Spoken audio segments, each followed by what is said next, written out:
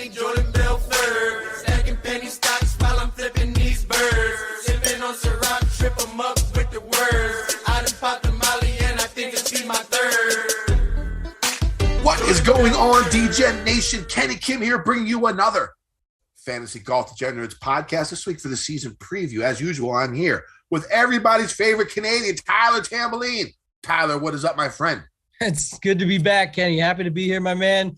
Back to the grind, 2022 upcoming. It's going to be a good show. Got some good content. Before we get into it, want to remind everyone very quickly, this podcast and show is brought to you and presented by DraftKings. We'll have a good offer for you guys there later. And then want to remind you, it's time to fire it back up. Fantasy Golf National, fantasynational.com/FGD. Get yourself 20% off your first month. But Kenny, we're back.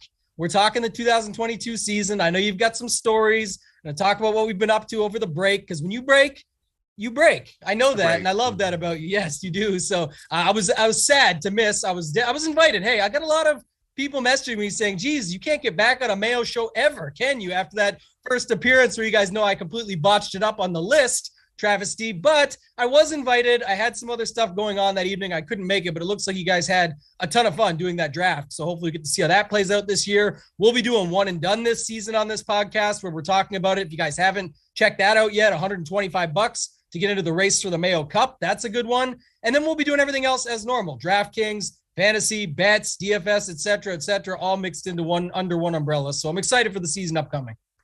Yeah, the show with Pat and all the guys was fun. I got pretty hammered. I worked like 3 straight, like 14-hour shifts in a row. I was exhausted. I knew I was going to be a zombie on the show. So I decided to be a drunk zombie. It would have been a lot more fun that way. So that's just the way it went for that show.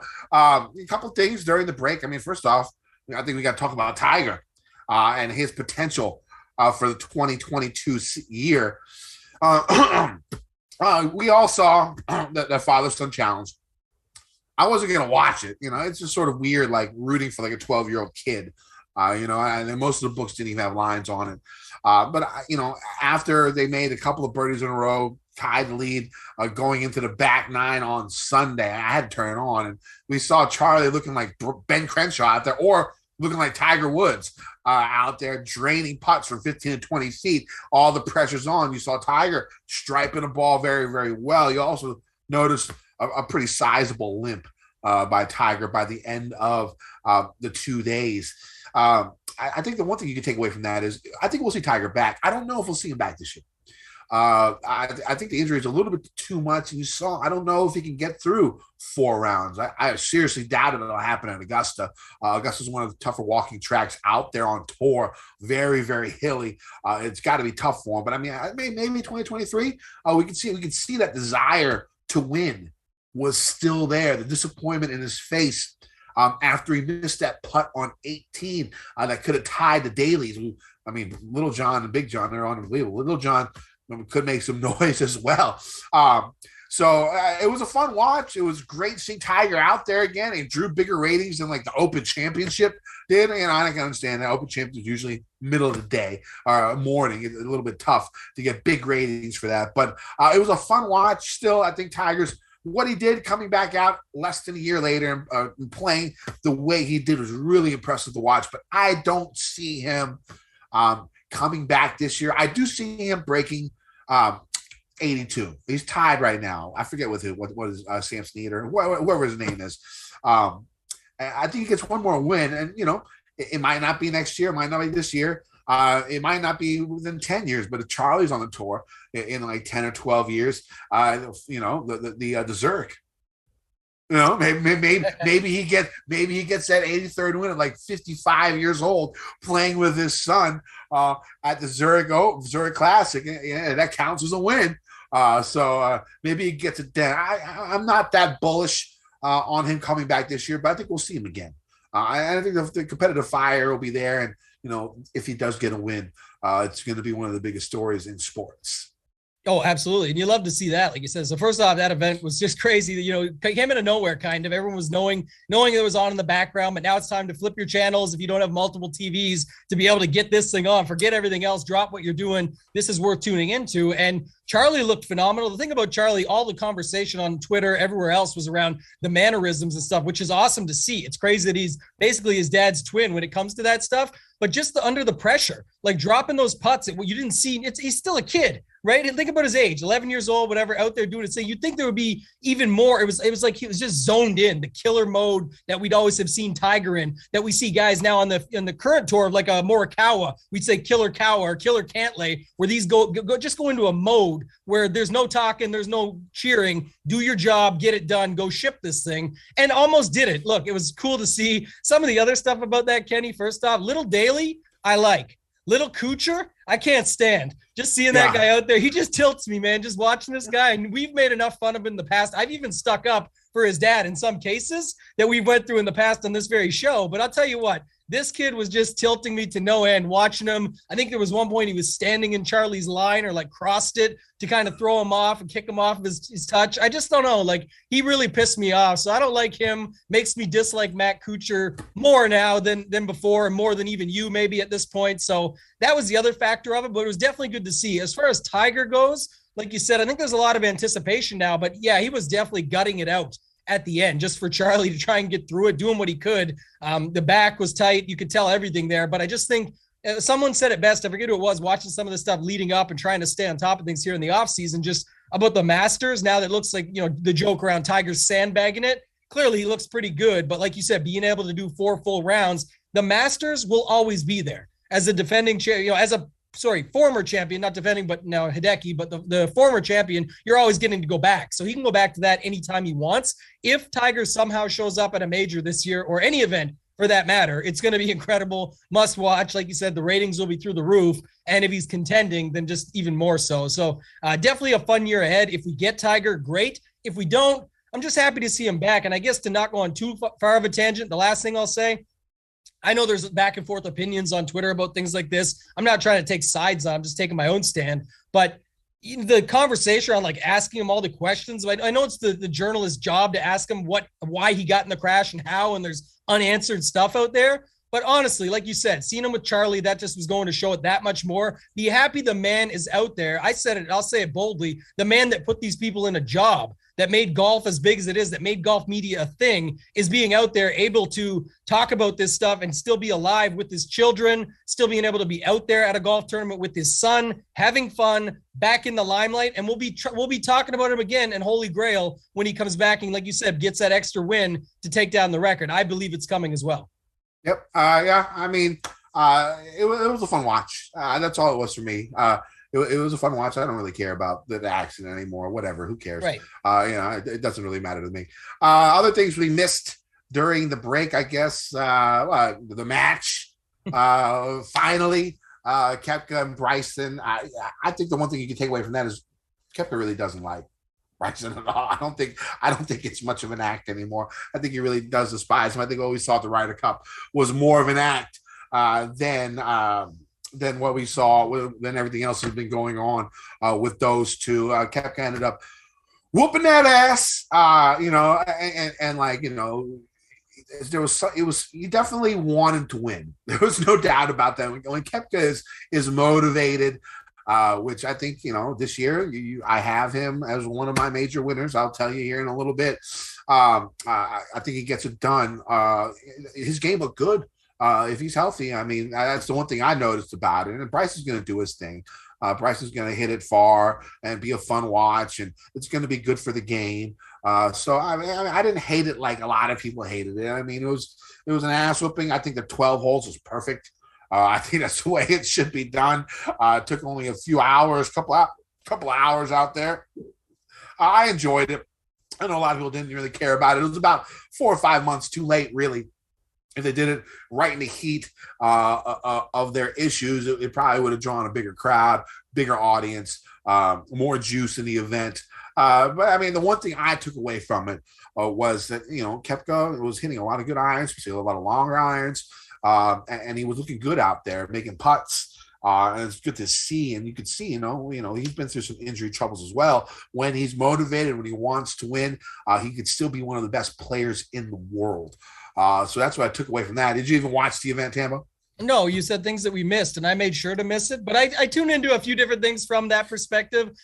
Two things. One, Phil Mickelson's a boss in the booth, so we know that. That's definitely true. And then two, it's like you said about Brooks really wanted to win. He did. And it just goes to show, I think it's, we'll talk, I think later in the show, at least we should talk a little bit about Ricky, just because, when we talk about up and comers through the year, do we think Ricky can bounce back? I want to talk about that for a minute later on, but I just think it goes to show when the money's rolling in for the big names, for some of these guys, and they're getting the appearance fees for going over here, and they have all the commercials, the accolades, the deals that they have set up for making big money. It just goes to show. And I think that's the thing with Brooks. It just showed through so much. He wanted to beat Bryson's ass, and so he just did it handily. When he gets to a major, that's why he always shows up at majors. People say, well, why do you think he wouldn't want to win a regular event? I think he does if he's in it. But if he's not, why does he care? Like, it's done, it's over. He could if he gets off to a good start and gets it rolling. He's not trying to grind it out to make sure because he comes back and gets his win. Of course he wants to. He said this himself, but he said like it happens. You come second, you come third, it's just the way it goes. He's trying when he's there. It's hard to win on this tour, as we've talked about many times on this very show. And I think at the end of the day, when he wants to beat someone or do something, he can. And that's what you got to remember about Brooks at majors and things like that. Or when we saw him last year at the Waste Management Phoenix Open, when they want to throw out some, what was it, 50-1? I want to say now some ridiculous number. Like, you want to do that?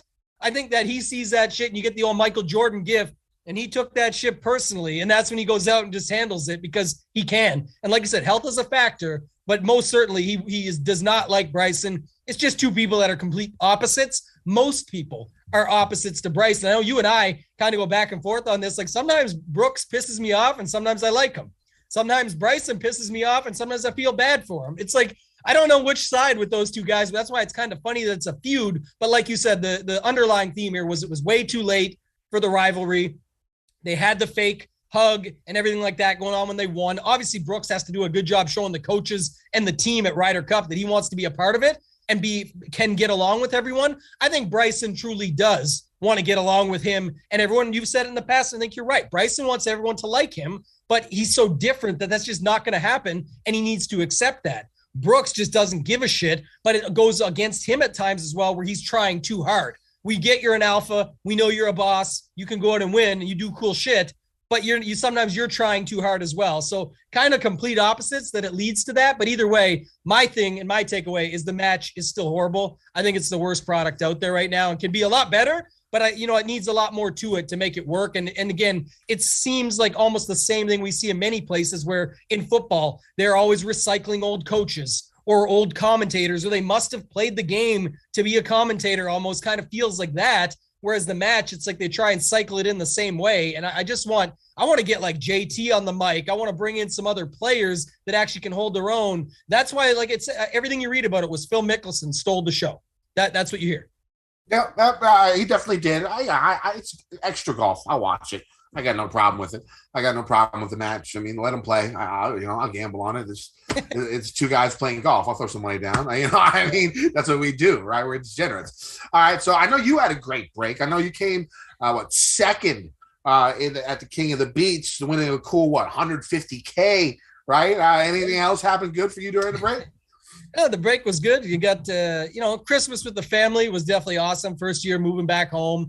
So getting to be here just these last few days with all my family, go a couple different Christmases, bring the kids around. But yeah, definitely a better Christmas for the kids, for myself, the renovations from before, help pay for some of those, things like that. It was a definite fun trip. A little bit crazy because the restrictions in Canada are a little bit different when it comes to COVID and all of that. So we had to go down and get special tests to get back and do all these things. Like, it was almost like a sweat every day before the Sunday sweat for the money in the finale there. But it was like you had to sweat. Did you get a negative test so you could go into the event that DraftKings was putting on? But a lot of fun. I've been there a few times. 2017, I'd come third. A couple other times I got down there and just didn't perform well. And then this time ended up going my way. So very grateful for that. It was an awesome situation. Like, basically sucked. I left the room. I was so pissed off, Kenny. I was like, Deontay Johnson dropped a touchdown in the first half. I was so pissed off. I remember going down the escalator from the ballroom, and the guy who ends up giving me the trophy at the end, one of the VIPs, Charlie, is like, "Where you going, man? No sweat?" I was like, "No, I got to switch up the mood, man. This vibe is horrible. My guys are dropping shit, everything." I thought I was done. And then I came back I went to the hotel room, changed up my clothes, switched the vibe, came back, and all of a sudden I got like 40 more points and shit's rolling. And then it just kept going and going and going, worked out well in the end. And he talked about it at the end. He's like, I saw this guy leave to go change his clothes, and then he ends up coming in second. I said, sometimes you just got to switch up the vibe, man. So good mojo in the end, came back, very grateful for that. And it was made for a great break, definitely. What about you? Yeah, I like that. My break was eventful. This is going to be the beginning of story time with Kenny. And I'll give you a little disclaimer before we start this story. If your kids are listening, hide your wife. Yeah, if your kids are listening, turn it off. If you're at work, do not listen to this. If you're squeamish about raunchy sexual situations, just go ahead and fast forward this for about 5 minutes. So during the break, I got a new car. Okay, like $70,000. Nice, brand new Toyota 4Runner Limited, okay? That's the beginning of the story. And so finally one day, I was actually able to take a girl, back to my car. And why my car? There's reasons for this, but I got to christen my car on the way to the car. And it's great because, this is the first time I hadn't paid for sex in freaking forever. So it was, I was feeling wonderful, you know what I'm saying? And so, I on the way, we've been talking all night, and she says these words. She says, I'm a squirter. Tambo, in your time before Mrs. Tamboline, have you ever been with a squirter? To me, it's like Bigfoot or like the Loch Ness Monster. You know what I'm saying? Like, you hear people that said they've seen it, but you just don't believe it. I didn't believe it. She said she was, and so I was like, no, she's gonna check that off the sex list. You know what I'm saying? Yeah. What about you? I was gonna say, yeah, if you were passing the buck, I was gonna say, as one time, and to be fun, like, to be frank about it and funny kind of, is that it was a known Bigfoot. So she was actually passed around. There was some Eskimo brothers involved that led to that. Not all together at one time, separate. But I'm saying, I was like, you got to try this because this. So I'm not ashamed to say I did cross that off the bucket list, Kenny. Yeah. So I was intrigued.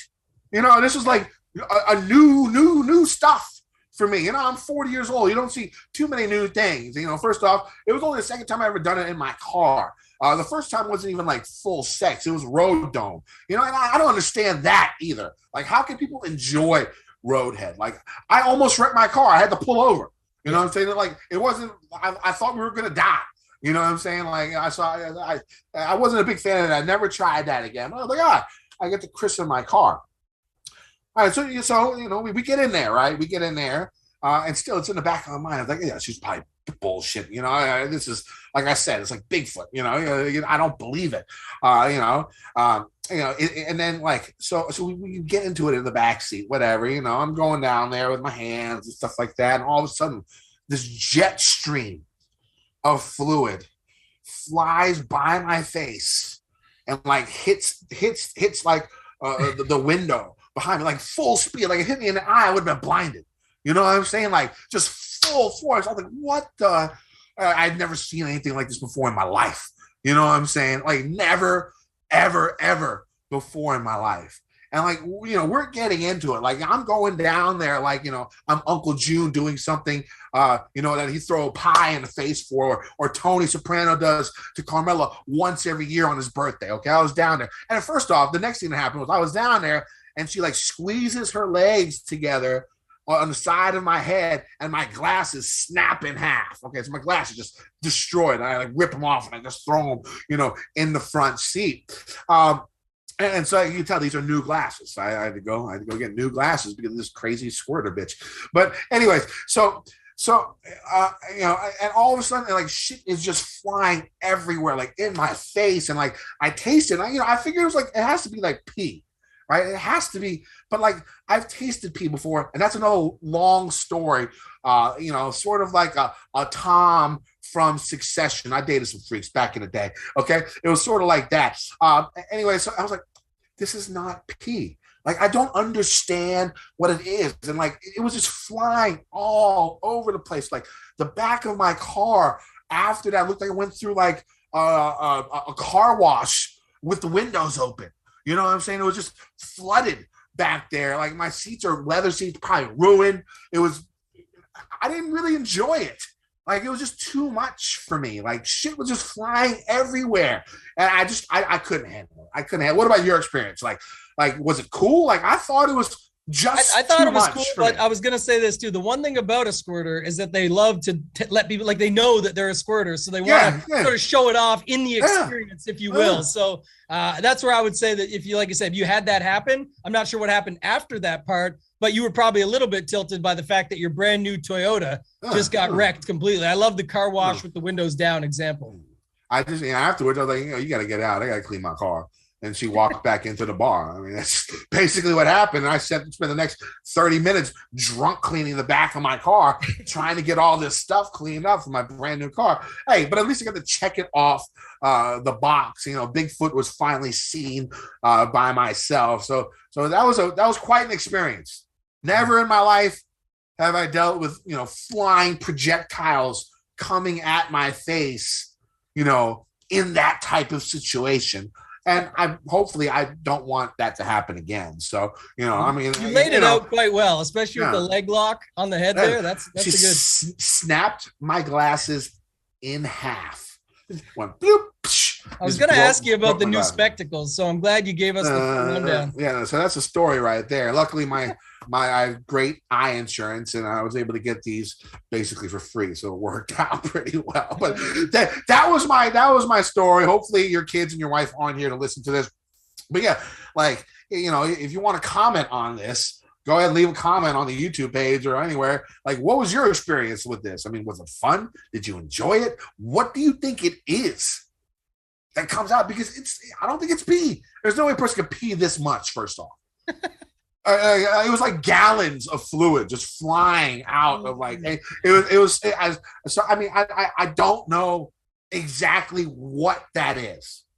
And I'm really curious to know. Any doctors out there, OBGYN, the listeners to the show, maybe give me a heads up. Twitter, let me know. All right, so let's move on from my story. So that was the eventful thing that happened to me this past break. Checked it off the list. Weird. It was weird. All right, so let's move on to the 2022 preview for golf. First off, we're going to start with the majors. Me and Tambo are going to go over every major, where it's located. I'll go ahead and do that. Our favorite to win, and then maybe a long shot, someone 50-1 or greater to win. I know, Tambo, you're going to talk about these odds. Talk about these futures and why you're not the biggest fan of them. Because I know you're not a huge fan of these type of future bets, and I'm not either. There's only one that I put down right now, and I'll let you know about that here in a little bit. I think there's still strategy to it. Don't take me the wrong way here, but I'll explain, because I kind of only hit you with that pre-show. I just said, look, I picked the winners, but we're picking 5-6 months in advance. In some cases, you're talking about guys, and you have to have some reasoning behind it. And so I think there's some situational stuff where we know what's going to come up at the start of the season. And if guys do well in these tournaments, their odds will obviously come down, and you'll lose a possible opportunity to get them at the longer shot. But what I will say is I definitely think, at least with most books, mine in particular especially, have definitely adjusted to this and know that there's people out there that are sharper and are putting these bets in early and often. And so then they start to say, okay, we're not going to do this. And you start to see almost like everything's sort of priced down. So where you think someone might be 150, now they're like 80. And at some books, they're 66 or whatever. It's where they've already sort of adjusted to that I'm almost better off. The other thing is, we're talking majors. How often, I mean, even if you had a long shot winning the PGA Championship last year, you probably didn't have Phil Mickelson, the long shot, 500-1 winning it. So that's just not going to be the same in that sense. And so it's like, why would I want to bet Jon Rahm to win the PGA Championship right now? Again, his odds can't probably get any worse than they are. They're very likely, with how damn good he is, to stay right where they are. But why wouldn't I just hope and pray that maybe something happens and maybe it goes from 13 or 15 to 18? Let's just use that as an example. So for me, not as much. I'll talk about some of it in the long shots. So I do got a guy I'm pretty high on, quite well known across the Twitter sphere, that I'm going to talk about, just because I think about sort of the front part of the season and how that relates as when we get to majors. But I still like talking about him, Kenny. I'm excited to hear who you've got to win some of these events. I know you're high on Hovland. if you will, this season. So that's a good thing. We'll talk about him, many others too. But I think there's two clear-cut guys. If you remember correctly, last year, you and I said it. Why don't we just take Rahm or Morikawa to win everything? And you'll get at least a major or two, right? You have to between those two guys. It's the way it seems to go nowadays. And they're definitely fired up after getting their first and second for Morikawa now, where they're, Morikawa is on the way to the career Grand Slam very early, actually. But, it's just crazy to think about these two just dominate these things so much. Yeah, this could be incredibly stupid, but I don't have Morikawa winning any of these majors. Could be really dumb. But let's go ahead and start with Augusta, with the Masters. Everyone knows, of course. I'm not going to go over it, belabor that. Let's go over my pick to win. I'm not going far off the board. I'm picking John Rahm. 4 straight top 10s in this event. The thing about Rahm, and he's so good all around, and Augusta takes so much all around skill to go ahead and get the job done. For like top 10 and a strokes gain approach, top 10 in strokes gain tee to green, 41st or 42nd in strokes gain around the green, 42nd in strokes gain putting. I mean, that's unbelievable. One of the best par 5 scores out there. You don't have to argue about him too much. I think he gets the job done at this event. This is the event I thought he would win first before US Open. Now the US Open makes sense because he's also top 65 in driving accuracy. So top 10 in length, top 65 in driving accuracy. That's going to play at any course you play at. Also, you can get him at 20-1. I'm not making this bet, but you can get him on DraftKings Sportsbook at 20-1 to win to top 10 all 4 majors. He did it last year. The game is solid. I don't hate the bet. I'm not going to put it down. If it was, 30, 35, 40, I would have probably hit that by now. 20-1, I'm just not going to do that. I think he's 9-1 to win the Masters. Let me double check on DraftKings Sportsbook here. I have it written down, but of course I don't have it open. I think he's like 9-1 or something like that. I'm not even looking at the odds for him. Who's your favorite to win Augusta? I love your philosophy, and we do this so much. I'm guilty of it too. But listen, if I'm going to give you $100 and you're only going to give me 2,000 back. No, it's got to be 3,000 for me to even think about this. You're just screw that. But I love the call. Obviously, picking Rahm at any of these is not a bad pick. Like I said, it's Rahm. So he's far and away, to me, the best in the world. It's not close. The consistency factor is there. I've got 2 others here. I'll name the one I'm not going with as the winner first, but I could see it. And I was going to say Spieth. And just because, listen, we talk about Augusta National all the time. The thing about Spieth, and you and I have talked about this plenty on the show, it'll come up later on the final one, major that is with the Open. Even when he sucked, when he had fell off the map, he was still showing up at Augusta National. He was still showing up at the Open, charging for another claret jug. So I just think that's the thing about Spieth. And obviously at Augusta, all the windiness, the greens, etc., the putter, you got to have it. So with all that said, I'm going to go with his classic eating a hot dog friend on the field pitcher, Justin Thomas. I think JT is going to have a big year. He's my guy. We're going to talk a lot about him throughout the show, I'm sure. But Justin Thomas, the putter, has been the only issue, Kenny. And I think here's the thing. People might not remember it, or maybe they're not talking about it enough. Bones Mackay on the bag has helped another great putter, Phil Mickelson, win a lot of money. Think about the Masters in general, just all these majors across the board. I think that's going to be a big help this year. Clearly the chemistry is there. They won their first time out on the bag together for the first trial run. That's why they've teamed back up now with Jimmy Johnson going off the bag. I've got Justin Thomas putting on the green jacket this April. Yeah, I think he was up there in one of my short lists. I could see him winning the Players. Again, it seems like, of course, it suits him pretty well. I think you can't really go wrong with JT. My long shot, this one is going to be all hail Canada. It's going to be Corey Connors at 65-1 for the Masters. We've seen shorter guys be able to do well here, but supreme iron players. Spieth comes to mind. Zach Johnson, when he won here, comes to mind. Guys who are going to hit the fairway.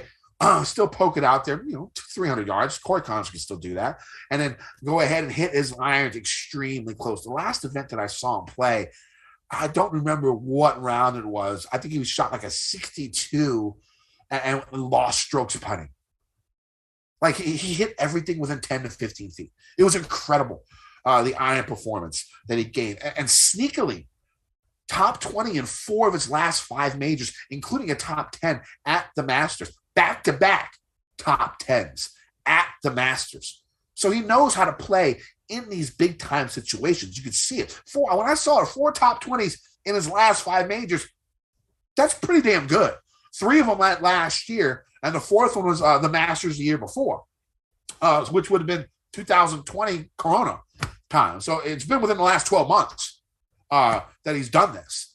And so the guy looks like he's major ready. I think I'd like to see him win a couple more on tour, but that's why he's 65-1. So I like Corey Connors as my long shot to win the Masters. What about you? I like Corey Connors for the season. I don't have him necessarily pegged here for the Masters, but I think, again, a guy that just last year, it was kind of funny, especially in the daily fantasy world where we're playing in, where you just see him get completely disrespected. Thinking to the Masters, actually, last year, I believe he was 6,600 was the price tag. And even at 20% ownership, who gives a shit? It's you need a value play. It was clear in a way the best value on the board, and he came through. So I like the call. The guy I'm going with, this does tie into my original point about kind of laying out your futures bets based on things you know. And my guy's going to be Max Homa.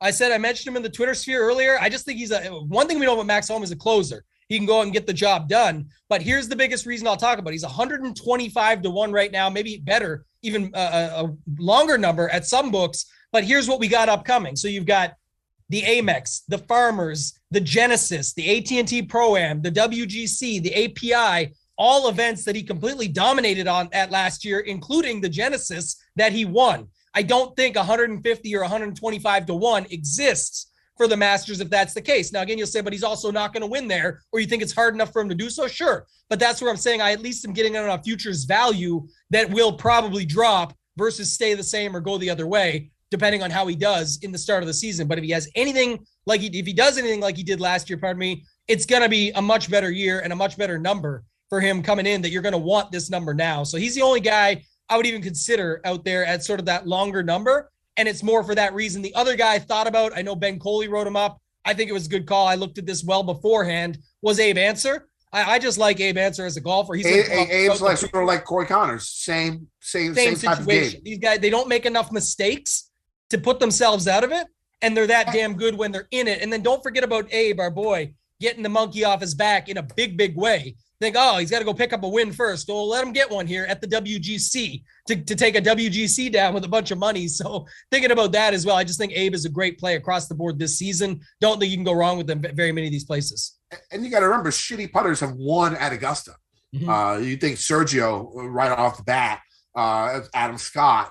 I mean, these guys, not the best putters in the world, but they have taken it down. It's not impossible. As long as sometimes it's just those last 6-7 holes, right? We've seen it again. We thought Sergio was out of it that year once he made that mistake, and then he ended up just putting it up on the par 5, making that eagle, and then it was see you later down the stretch. It just happens. It takes one spark of momentum with 6 or 7 holes. We almost saw Cantlay. We almost saw X. Remember the year that Tiger got it? Everyone was coming down the stretch right in that mix. DJ was there. It just takes that Augusta National. It's always that last little 5-hole stretch, 6-hole stretch where it's anybody's game if it's a tight battle, and it usually is. All right, let's go to the PGA Championship next at Southern Hills. I think I will be there for the week in Tulsa, Oklahoma, so it should be fun. I think it's going to be played Southern Hills. It's a par 71 normally. I don't know if they're going to change that. 7,500 yards, pretty long, pretty daunting, not the easiest course to walk on. I think it's going to be a tough challenge. Think about the PGA Championships nowadays. It's not the cakewalk of the majors anymore like it used to be, where it was always double digits. I think 3 of the last 5 years, you've seen single digit under par win the event. So they've made it a little bit tougher than they normally have. When we were, 10, 15, 20 years ago. My pick to win that is going to be Victor Hovland. I think Victor Hovland is my pick for player of the year, money list, all that. This is the year this game comes together. You've seen a lot of first-time winners, first-time and only-time winners, really, at the PGA Championship. And you look at the names, Jason Day is only major. Duffner, Keegan, Keimer, his first major. Y.E. Yang, his lone major win out there. Colin Morikawa got his first at the PGA Championship. Justin Thomas has his only major win at the PGA Championship. I think it's Hovland's turn, local guy. He's probably played the course being from Oklahoma State, lives in the state of Oklahoma. The game is good. You saw the last couple of events in the fall where he dominated, where he came back and beat Kawa by however many strokes at the Hero.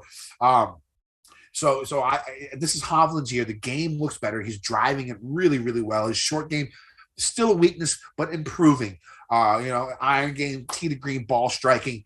I think Hovland's going to have a huge Morikawa type year this year, and he's my pick to win my favorite to pick to win the PGA Championship. What about you? Yeah, I had them reversed here on my notes, so I'm just making a quick adjustment. But it was the next two events, both the PGA Championship and the U.S. Open. I think it's one of these two guys, but I got them right now in my notes, so I'll tell them right to you. Obviously, like we said, Rahm is good anywhere, but my guy here, you talked about first-time major winners, former Rookie of the Year, Olympic gold medalist. I think this is the spot he gets it done. Xander Schauffele at the PGA Championship. Like I said, I feel good about him at the U.S. Open. His record has been better there, but I think this is where more of a get the monkey off your back type situation, and then bring that momentum into the U.S. Open, where now they're really talking about him with all those top fives he's had there, top six, top sevens, and then they're saying Andy's coming off a major win. So I like him for this tournament. I know the conversation when we get the long shots, I can kick it off. Will be around, again, that same Ben Coley article, which is great. But like Matthew Wolff at that number makes a ton of sense. The Oklahoma ties, et cetera. But I'm with you. I think if Oklahoma ties matter, again, the numbers are quite different by 100 points. But I do think it's like you said, it's just a much higher chance of a guy like Hovland getting it done to me than Wolff. And you can say they're the same, but they're not to me. I definitely think Hovland's a step ahead. I think he makes a lot more sense here. I like him. I think he was 22-1 when I looked. Xander right there at that same number. I just felt Xander before Hovland for a major. But I was going to ask you, Kenny, before you do your long shot, who do you think between Xander and I don't want to put Hovland and Morikawa because I think Morikawa is 2 ahead already, and I think he's better. But Xander and Hovland remind me they still make some mistakes. They can get those second places, but not close. They're both pretty aggressive down the stretch. That sort of stuff, which puts them in the position to have that potential to get lucky and ship a tournament. But between Hovland and between Xander, who do you think wins more majors by the time it's all said and done?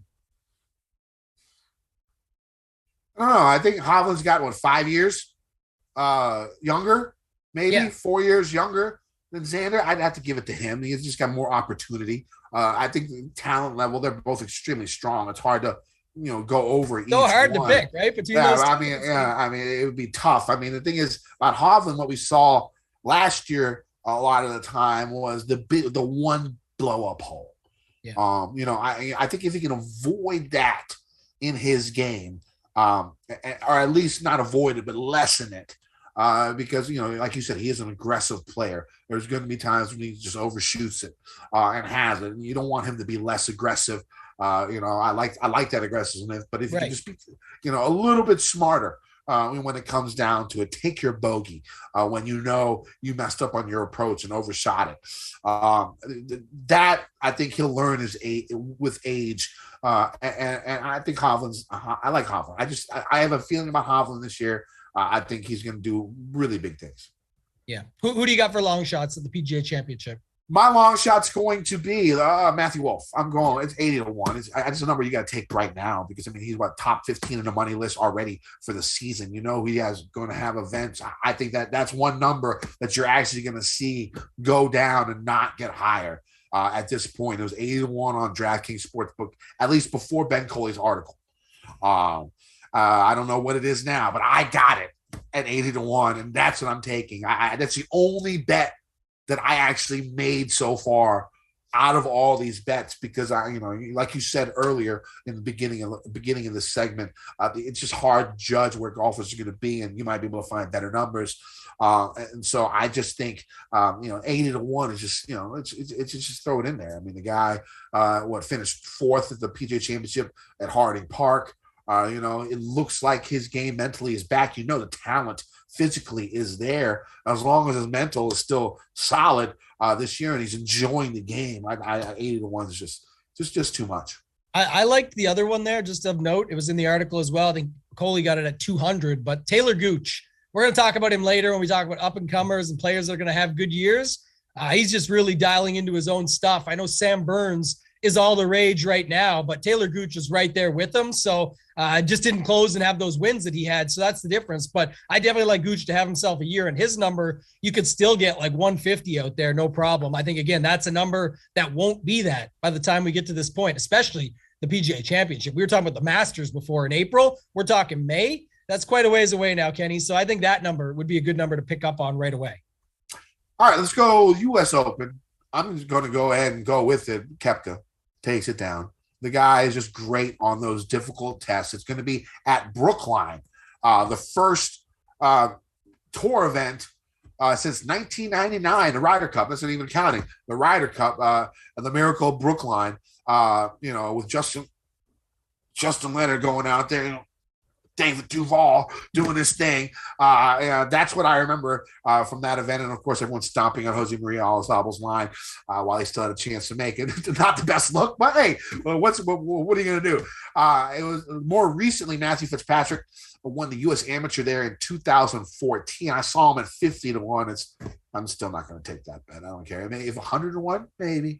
50-1, no way, on DraftKings Sportsbook. So I'm going to go ahead and take Koepka. I think he's 20-1.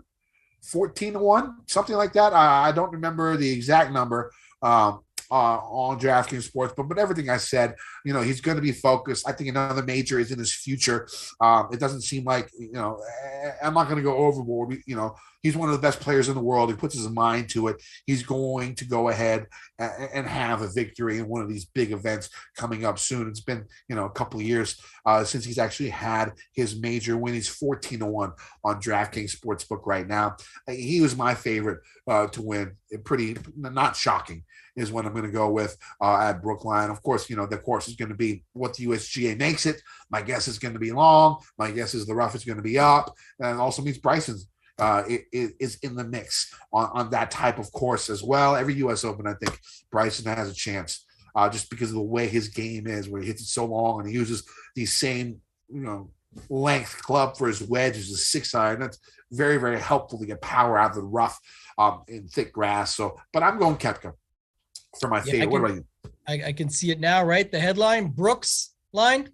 That's Brooks to Brookline. You'll see that out there, I'm sure. But like you said, it's just that right now, the number, I just don't care. I'll wait and see. Hopefully he plays like shit leading up and we can get like a 25-1 or something. That'd be great. Don't think it'll happen, but maybe it could. We can always dream, right, Kenny? So for me, this is where I reverted it back. Obviously, I could see Xander coming through here and getting his first. He's got a great U.S. Open record. I could see Kawa here. I've read a little bit of, on this course, a little bit of the smaller greens, just tighten it in there. But listen, with smaller greens means needing a good around the green game. I think the best at just putting it out there, got length of his own, best in the world, no secret, favorite for the tournament for good reason. Jon Rahm, this is where I'm taking him. Again, like I said, just all around game. You think about the toughest spots, the toughest events, Memorial, things like that. U.S. Open with the USGA always made for the toughest test. That's what Jon Rahm is. That's what he does. He puts it in. He's got the best approach game besides Kawa, I think. So, besides JT Kawa, few names we could put in front of him, I guess. But if you just want to talk about all around with a good approach, great around the green game, can find the putter, everything there. You got to be perfect at these U.S. Opens pretty much, or really hope that others aren't like Brooks does and just cross them off the list and start from there. But I think Jon Rahm at the U.S. Open is the easiest choice for me. All right, so my long shot, it's 50-1. And I was a little shocked at the number. It's going to be 65-1 on DraftKings Sportsbook. It's Harris English. Think about an Open champ, a U.S. Open. If fairways, if you can hit the fairways, and still not be too long, and you're not that long. Your long irons have to be good. Your iron play, and Harris has that type of game. You look at his results in the last couple of years, 2 straight top 5s at the U.S. Open. The game is strong. His confidence is up. 65-1 seems like a decent number for a guy who's top 30 in the world right now. So I'll go ahead and take Harris English at 65-1 as my long shot at Brookline. What about you? Yeah, I hate it. I actually don't like it. I said it at the top, but some of them I just won't care about so much. Like Homa's 100. Again, like I said, I feel like a big year is coming for Homa from a long shot perspective. But when you're looking at these odds, Kenny, and I'm seeing, Tiger Woods is 65, Ricky Fowler 65, Garrick Higo 60. It's the U.S. Open. That's why Harris English is 65. I was like, what the hell? Maybe go ahead and drop that right now. I don't hate it for that reason. I'm just saying when you look at that board, like Neiman or Answer at 60, maybe Answer could sneak this one through. That's why I wouldn't bet it. But I'm just saying right now, looking at it, that's where I would say my head would go to. But you know what's happening here. One of these top 10 guys, Rahm, McIlroy, Johnson, Koepka, DeChambeau, Morikawa, X, Spieth, JT, Hovland. And then you get into like the Finau, Cantlays, those types. So one of the top 10 is winning this tournament. That's my prediction. And I don't need to really sway further than that. There's no point in going way off the board at an event like this where you just have to be so good for 4 straight rounds. That's at one of the toughest tests that you'll find throughout the season. All right, Open Championship from what is it? Royal Andrews. I mean, yeah, one of the the home of golf. I'm going Dustin Johnson. I had a tough time going here, and I think Dustin Johnson comes back this year and wins another major. And this is the one that just sort of fell into the lap because I like all the other ones that I've picked. So I just sort of last resort threw him into the Open Championship. The thing you got to realize, he was top 10. I think. Hold on. Let me. I have this written down here. I actually did research for this. He was a 36-hole leader in 2015 at St. Andrews before he collapsed with really, really bad weather on the weekend. And then 2010, he was top 10 going into Sunday before a little bit of a collapse. St. Andrews, a type of game that you're going to need. It's not like, if the weather is not bad, this could be a shootout. Like, mid-teens under par or better. Now, if it's like, 40-mile-per-hour gusts and rain and cold, it could be 2 to 3 under par. We're not going to be able to know that for about 7-8 months. So I'm going based on if it's a shootout, if the weather's okay, if it's not crazy. I like Dustin Johnson. I think he has one more run in him. So everyone's sort of putting him on the back burner with all of these new guys coming in. You got to remember, he was the most dominant golfer in the world probably about 3 years. I think he can come back. I think he can get this job done. And of course, that he's pretty familiar with, that he's been in contention at. And if you can pound it out there, there's a lot of short holes at St. Andrews. I mean, you can pound it pretty far and chip it up and go for birdie every time. I mean, if it's not that crazy of the weather, if it's really bad weather there, I might have to change my pick just a little bit, and I might go with the guy I have as my long shot. But go ahead with your favorite in the Open Championship. I love it. We might have to change our picks. Like, we're going to remember who these guys are we picked throughout the season. We'll have to remind each other across the board. I'm going to be taking a snapshot of it, make sure I set it up in the calendar or something. But I like the DJ call. Listen, just a guy that got overlooked. He could have been plugged into any of those spots we talked about earlier. Like, he could win the PGA Championship. Gets a little windy down there in Oklahoma. He's in the mix. DJ's always fine at something like that. And he's, Hovland's swing, even people have talked about, is like his. All these situational things where DJ could absolutely show up and steal one of these other majors beforehand. But St. Andrews, I thought about Spieth again, just because, again, he's always been good at the Open, even when he's been terrible. But I'm not picking Spieth. I'm picking a different guy here. And I'm going back, the guy that usually takes time to warm up. I know there's a lot of pressure on every year at the Masters, and that's Rory McIlroy. But we're talking the 4th major down the way. Like, even this past year, got the Wells Fargo win late in the season, starts to turn it on, comes around, things like that. So I think Rory McIlroy makes a lot of sense at St. Andrews. Like you said, the home of golf. It just would be all too fitting for a guy like Rory McIlroy to take it down. So I really do like him. I'm curious, though, who your long shot is here at St. Andrews. Well, first off, the obvious, it's not a long shot because I think he's 20-1, but I mean, Usti, he's coming first and second here the last 2 times they've played. So the guy obviously loves St. Andrews. He's coming in and, he sort of deserves another major 20-1, win. though, he's the guy you got to commit to. He was either your pick or he's not. You have to decide. He's not. My pick for a long shot is going to be Mark Leishman at 50-1. If you remember, now if the weather is shitty, if you remember what he did, I think he shot like 64, 67 on the weekend on really, really poor conditions in 2015. His game looks like it's getting back to where it was. He sort of went through a little valley last year, but it seems like it's picking back up. He played pretty well in the fall in a couple of events. Again, Aussie, really good in poor weather type of situations. I like Leishman at 50-1 as a long shot pick at the Open Championship. What about you? I actually like that call a little bit just because the fact that when you think about, he talked about even like with the COVID break and everything, how he just kind of didn't play golf or try that hard. And then he's like, I got to get my shit together. And then he kind of came back around a little bit. So that's good to see. And by that time, his game should really be on a proper season. Hopefully, I'm assuming everything stays on par the way we should have it. But, a lot of stuff going on in the world right now. So we'll see. But I do think it'll be good to go. And I like that call. Usti, who you mentioned, but mine was going to be down there. It was Abe Answer. Again, 80-1. He's sitting out there right now. And you go down to like 40-1 and you're seeing Fleetwood, Fitzpatrick, Patrick Reed, Scotty Scheffler, like Answer's the same as them or better. He had better seasons. 80-1, really? Yeah. Wow. Go check it out. That's one that I bet. I did. I would bet that. Yeah, I would bet that. That's a crazy number. Yeah, make sure I got it right here. No, go ahead. Yeah, Abe Answer, 80-1. He's still out there. So, and Harris English is right beside him at 80 if you like him better. But I'm going to go with Abe Answer at 80. I just think, like I said, the guy is better than many give him credit for, and he shows up. And a lot of times think about Answer too. We talk about this all the time throughout the season on this show, but the strength of field matters. Like Answer's usually going out in big dog events. I know he plays some of the other ones too, but it's not quite like an Adam Scott, Sergio, that type of situation. But at the same time, he does still play a lot of the harder events and show up and do pretty well in them. So I kind of think he's like an underrated Cantlay, if you will. And we're going to talk money list here soon. Cantlay was right up there on the money list. I think Answer was like top 10 last year too, maybe 12th or something. So the guy goes out and puts up good numbers, man. He can make some money. He can show up at these big time events, and winning the WGC, I think, was so important. Yeah, I just put the bet in. 80? I just put 65 on DraftKings Sportsbook was still a good number. Yeah. I think it'll be lower by the time it gets there. That's the thing that you have to try and guess. Like Tambo said, when it comes down to it, I mean, the Wolf number I thought was crazy, and this one seems out crazy too. So bet the crazy ones.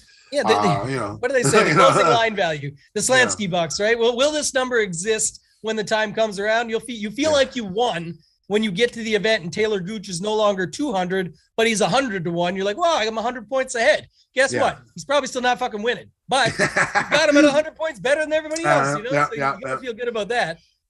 All right, let's go money list. I'm going to go ahead and start. I mean, Hovland's the easy pick for me. I mean, that's definitely who I'm going to go with. I got two guys. I mean, Hovland's going to be one of them. 20-1 on DraftKings Sportsbook right now. I just think, like I said, we talked about that. He's going to have a big year. But the number that really intrigued me was the current leader on the money list. 50-1 Taylor Gooch. 50-1 Taylor Gooch already in the lead right now. And he's 50-1. And he got that win. He plays a shit ton of golf. Can he have a Burns type year and win a couple more events? 3 wins, and a lot of events that could get you in the top 5, at least in the running for the money list going into the playoffs. And I think that number's great for a guy who's already a step ahead, who's already leading the money list. So I got Taylor Gooch at 50-1. All right. I like that. Like you said, he's already in the lead, so you can't hurt it with that number. I think there's a reason the other guys are there. And the thing you got to remember with this money list conversation is the players, right? I know there's WGCs, there's majors, there's things like that, but the players is massive for what you take down there. So you kind of got to think about that. And so I had 2 as well. Not necessarily just from a betting perspective, we're just talking about, I already talked about JT, bones on the bag equals money. That's just the thing. JT's been printing money as it is, and now you've got bones on the bag. I think that matters. He's always in the mix of these majors, WGCs, and he's the defending players champion. So I definitely think that works. And then the other guy, I got the stands for this bit going, Kenny. The M in Morikawa stands for money, and that's another guy you can put up there. I don't care. I know you might hate on him a little bit because he got engaged, so you think your man's going downhill a little bit possibly, and you're on his boy Hovland. But I do think Morikawa is the other guy. Obviously, Rahm, Cantlay, those guys are going to be up there for good reason. They just go out and collect checks wherever they show up. They play phenomenal golf. They collect that cash and cross go. But I'm going to go with Cantlay with JT and Morikawa, 2 of the best iron players in the world, which I think can also help them at the players where one is the defending champ. Maybe Morikawa goes and wins it this year. That's a huge boost to that money list and say, bye-bye, Taylor Gooch. Now, if Taylor Gooch wants to show up at the players, your 50-1 is looking real good, my man, if you can get that done. But before we get in, I know we're going to get in, Kenny, to the next segment. We're going to talk about some the year ahead, some up and comers, some of these names we mentioned, Taylor Gooch, guys like that. But we do got to talk about our ad read from our special sponsor, DraftKings Sportsbook. They got an incredible offer for you guys, so check it out. The NFL season is winding down. The playoffs will be here before you know it. And at DraftKings Sportsbook, an official sports betting partner of the NFL, the offers are getting even more amazing. New customers can bet just $5 on any NFL team to win their game, and if they do, you win $200 in free bets. Don't miss out on this action. If Sportsbook isn't available in your state yet, you can still be a part of the NFL action. Everyone can play for huge cash prizes with DraftKings Daily Fantasy Football contests. DraftKings is now giving all new customers a free shot at millions of dollars in total prizes with their first deposit. Download the DraftKings Sportsbook app now. Use promo code FGD. Bet just $5 on any NFL team and win $200 in free bets if they're victorious. That's promo code FGD this week at DraftKings Sportsbook, an official sports betting partner of the NFL. Must be 21 or older, NJIN or PA only, new customers only, minimum $5 deposit and $1 wager required. One per customer, restrictions apply. See DraftKings.com/sportsbook for details. Gambling problem? Call 1-800-GAMBLER. All right, so guys that we think can have, maybe flying a little bit under the radar, that we think they can have a big year. We're going to start off on the top end. I'm going Patrick Reed here, just because, you know, he's supremely motivated in hate and being the guy who's left off, and he was left off the Ryder Cup team. And honestly, it's going to be really, really hard for him to get picked as a captain's pick, because he saw it last year. He was passed over. And there's this new young crop of golfers that are taking over. And I think Patrick is going to be supremely motivated. It seems like he's healthy. He went through a little bit of the bug here at the end of the year, some injury concerns, but, you know, he should be fully rested. He should be ready to go. You know, I think that he makes a big splash this year. I think he makes the Ryder Cup team or the President's Cup team on points. I'm not exactly sure where he's at right now, but I think he's going to be so motivated. I see at least a couple of wins for Patrick Reed this year. What about your high-end guy that's flying under the radar?